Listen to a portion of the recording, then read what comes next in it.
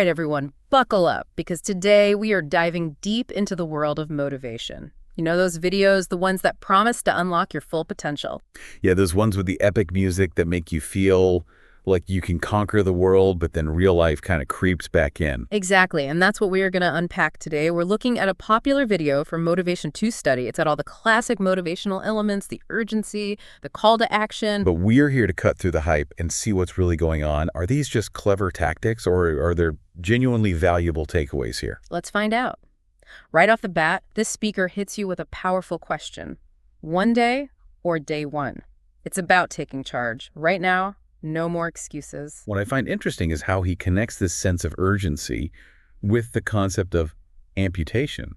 He's not just saying set goals, he's saying cut out anything that's holding you back, even if it's painful. It's a powerful image for sure, but is it always realistic? I mean, it's one thing to say ditch that toxic friend, but what about self-doubt or fear of failure? How do you amputate those? He touches on that when he talks about mental toughness. He argues that discomfort is actually a part of growth. He even says comfortable is equivalent to complacent. It's like he's challenging this whole idea that self-improvement has to be easy or fun. Right. And he even goes on to say, the easiest thing I've ever done was to earn $1 million. The most difficult thing I've ever done was to believe it could happen to me. Which really makes you think, are we so focused on the results that we forget about the massive internal shifts required to achieve them? Absolutely, and he links that directly to the price of success. He uses Michael Jordan as an example. All the sacrifices, the relentless dedication. His point is that achieving greatness isn't about luck. It's about choosing the harder path day after day. Okay, but let's be real. Not everyone wants to be Michael Jordan. What about those of us who are content with a good enough life? That's where his concept of average comes in. He doesn't just want you to be better than you were yesterday. He wants you to break free from the entire idea of mediocrity. He uses this great phrase, you can't help it that you suffer from ambition. He's reframing ambition as a positive force. I like that. It's not about comparing yourself to others. It's about pushing your own boundaries, striving for what you define as success. Exactly. And he argues that a crucial part of that is identifying your why, that deeper purpose that fuels your actions. He even asks, what brought you here today? What caused you to get up? Clear. It's about connecting with that inner drive that goes beyond just fleeting motivation. So it's not about setting any goal. It's about figuring out what truly matters to you. Like, don't just chase someone else's definition of success. Find your own right. Exactly. And then use that why as your guiding star, aligning your actions with your values, your goals, with your deepest aspirations. But he also seems to acknowledge that motivation can be fleeting. That's where he introduces the 30-day challenge. He describes it as a way to build momentum, to create new habits, and to prove to yourself what you are capable of. It is interesting, isn't it? This idea that you can make a significant shift in just 30 days. Mm-hmm. It's a popular concept in self-improvement, but does it hold up to scrutiny? Yeah, let's dig into that. The 30-day challenge, the pros, the cons. Is it a sustainable approach to change? But before we do, I want to circle back to this idea of amputation. It's such a strong image, almost violent, and I'm curious to explore the potential downsides of this approach. Like, how can you set healthy boundaries without feeling like you're constantly cutting people off? I completely agree. There's definitely more to unpack there. And we also need to address his point about facing your fears and insecurities head on. It's a common theme in motivational speeches, but it can be easier said than done. So how do you actually apply that advice in a way that's both effective and empowering? Let's dig a little deeper into this whole amputation thing. Such a strong image, right? It definitely gets your attention. But I think it's important to remember that not everything that feels hard or uncomfortable is necessarily bad or needs to be cut out of your life entirely. It's about finding a balance, right? Like sometimes it's more about setting healthy boundaries or having difficult conversations rather than going for the full amputation. Exactly. Relationships, for example, can be really complex. Yeah. It's not always a clear-cut case of good or bad. This speaker talks about amputating negative influences, even people. But sometimes what's needed is a different approach, like maybe having an honest conversation, setting clear expectations, or even just taking some space for yourself. It's like sometimes you need a Band-Aid and sometimes you need surgery. You don't always have to go for the most extreme solution. And I think that ties into his point about facing your fears. Mm. It's easy to say, just confront your insecurities, but how do you actually do that in a way that feels manageable and compassionate towards yourself? Yeah, it's such a personal thing too. What feels terrifying for one person might be no big deal for someone else. So how do you even begin to figure out what those things are, the things that are holding you back, without getting totally overwhelmed? He actually gives us a few clues when he talks about the disease of inconsistency. He says the cure is to find your why, cultivate discipline, and gain perspective.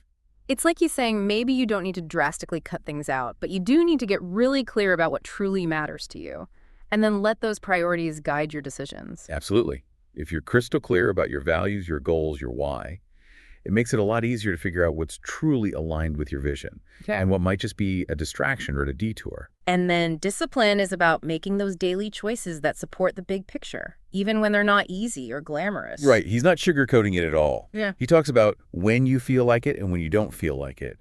It's about building those habits day after day, even when you'd rather be doing something else. It's interesting, though, because he also talks about the importance of shutting it down, right? He says something like, there is no shame in wanting to quit, but the trick is don't just think about it. Say to yourself, I got to rethink it and get this thought out of my mind. It's like he's acknowledging that those negative thoughts, those urges to quit, they're normal. It's what you do with them that counts. It's about recognizing those self-sabotaging thoughts and making a choice not to let them control you. It's similar to the amputation thing in a way, isn't it? You're not trying to get rid of a part of yourself, but you are choosing to no longer give those limiting beliefs power over you. That feels so much more empowering. It's not about being perfect or never having doubts, but about learning how to manage those internal struggles and making choices that come from a place of strength. Exactly. He talks about looking in the mirror and saying, I am the problem. Not to blame yourself, but to take ownership of your choices and actions. Okay, I get that in theory, but that sounds really intense. How do you actually put that into practice without being too hard on yourself?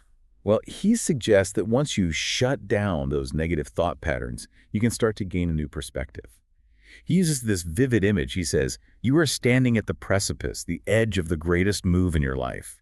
He's not saying you have to be perfect to move forward. He's saying you have to be willing to try, to take a chance, to trust yourself. It's like he's reminding you that you've already come so far. You've faced challenges, you've learned from them, and now you're at this incredible point of possibility, and it's up to you to decide what you're going to do next.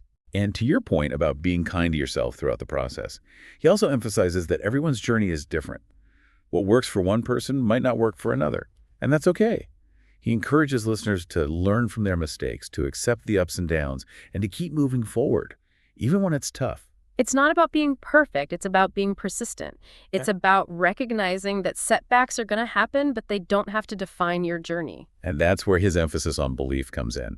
He talks about how it takes faith to jump off the edge, to step into your purpose, to step into your destiny. It's about believing in yourself, even when it's hard, even when you face setbacks, even when other people doubt you. I'm picking up on a really interesting distinction here. He seems to be drawing a line between simply believing in a goal and believing in yourself as someone who is capable of achieving that goal. You're right. He's not just saying, visualize your dream life and it will magically appear. He's saying, cultivate the belief in yourself, the belief that says, I can handle the challenges, I can overcome the setbacks, I am the kind of person who makes their dreams a reality. It's less about positive thinking and more about building real, genuine self-confidence, right? The kind that comes from facing your fears, pushing your limits, and proving to yourself what you're capable of. Exactly. And that brings us back to this whole 30-day challenge, this idea of a focused burst of effort, a way to build momentum and establish new habits. It's not some magic solution, but it could be a powerful tool for breaking out of old patterns and building that self-belief. What are your thoughts on that? I'm starting to see how it all connects now. Right. We've talked about the amputation idea, but also about setting boundaries and having compassion. We've explored facing your fears, but also remembering that everyone's journey is different. And now this 30-day challenge feels less like a quick fix and more like a way to put all of these concepts into practice. What do you think? I completely agree. It's not about reaching some perfect state of being in just 30 days. It's about building momentum, pushing your boundaries, and proving to yourself what you're truly capable of. It's about taking those first steps towards the person you want to be, even if you're not 100% sure where the path will lead. Okay, so we've been talking about this 30-day challenge, but is it really a magic solution for change, or is it just another self-help gimmick? That's a great question, and I think it's important to approach it with a little bit of a critical eye. This speaker presents it as this really intense period of effort, like a total life reset. Yeah, he even uses the phrase meet you to disappear for the next 30 days. Like it's this almost monastic level of dedication. Right, and while that level of focus can be incredibly powerful, it's not always sustainable or even realistic for most people. Especially with all the distractions we have these days, disappearing for 30 days is tough. Exactly, and I think that's where the true value of this concept lies. Mhm. It's not so much about the specific time frame, but about what it represents. So it's more about the intentionality behind it, the commitment it requires. Exactly. It's about making a conscious choice to put your growth first, even if it's just for a short period, to see what you're capable of when you eliminate distractions and really go all in. That makes sense. It's like a microcosm for the bigger picture of self-improvement, testing your limits, building momentum, showing yourself that change is possible. Precisely. And one of the most valuable things at a 30-day challenge is that feedback loop you get.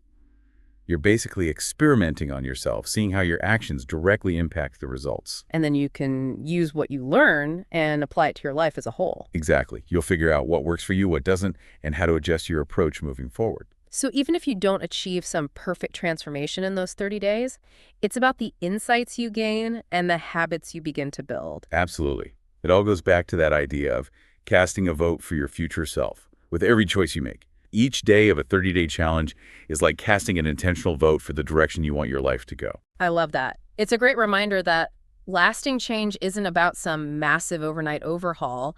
It's about those small, consistent actions we take day after day. Right, and while this speaker doesn't specifically say it, a lot of what he's talking about aligns with research on habit formation and behavioral psychology. So there's actually a scientific basis for why this approach can work. Exactly. It's not just about willpower or forcing yourself to do things you don't want to do. It's about working with your mind, understanding its natural tendencies. So as we wrap up this deep dive, what are some key takeaways our listeners can put into practice in their own lives? The biggest one is this: real change requires action. It's not enough to just listen to these motivational videos or wish for a better future. You have to be willing to put in the effort. You actually have to do the work, right? You got it. And it starts by getting clear on what truly matters to you, that why. Then it's about breaking down your goals into manageable steps and committing to them, even when it's tough. And remembering it's okay if you stumble along the way. It's about getting back up and learning from those experiences. Perfectly said. And if a 30-day challenge speaks to you, use it. It can help build momentum, test your limits, and realize your full potential.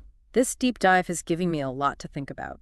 It's empowering to remember we have the power to shape our own lives, but it all begins by making a choice, taking that first step, and most importantly, believing in ourselves every step of the way.